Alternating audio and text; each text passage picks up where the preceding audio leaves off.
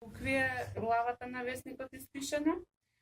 И имаме, например, овде стои дека редактор Васил Ивановски. Можете да видите, првиот фотограф е Кирил Билбиловски. Еве, ќе ви дадам чисто за да видите јазикот, значи. Ви треба. Да, еве, да видите дали нешто приметувате у јазикот.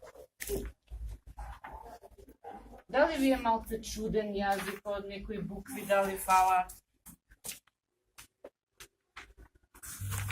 Еве, што мислите?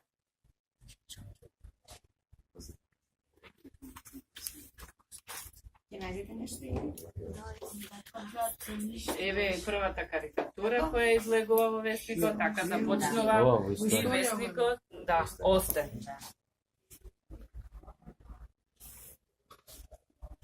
Нешто дали приметувате, а? Да. Што? Јазикот? Да. Јазикот не е кодифициран. Првиот лектор на весникот Нова Македонија е Блаже Коневски. Весникот од 1940. Еве, пред да почнеме тоа да видиме денес кој датум сме?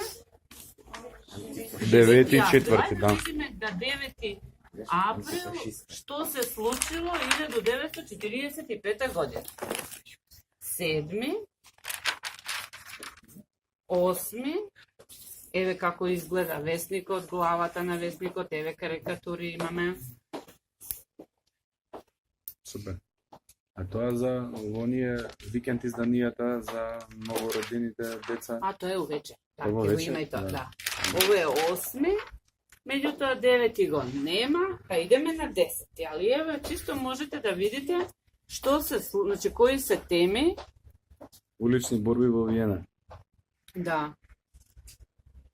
Иначе весникот, зашто Борба меѓу- на ова, зашто е сликата на Јосип Брз Тито, затоа што народот, значи се борел партизаните, меѓутоа они 4 години не знаеле како изгледа нивниот врховен командант. И од тие причини е ова слика на Тито. Централно на страница. Иначе, во тоа време немаме учебници на македонски јазик. После ослободувањето, фактички весникот Нова Македонија е учебник. Од него децата учеле. Тоа е прво нешто што е печатено на македонски јазик. Воедно, значи, служил и како буква. Ајде сега да видиме како за кодификација на јазик. Тоа се случува, решението за кодификација излегува на 3 или 5 мај. Во пишевме на почеток. Еве за Гоце Делчев, погледайте.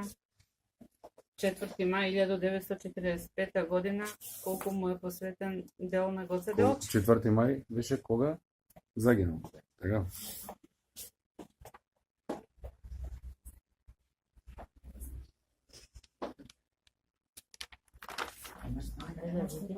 Тоа е 8, мислам дека е пред тоа.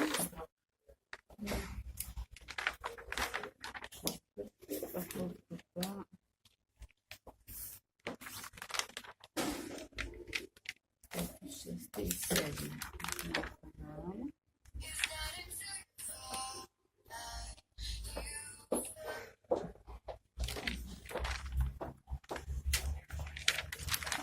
Претежно темите, да, еве Ефрем го има, да.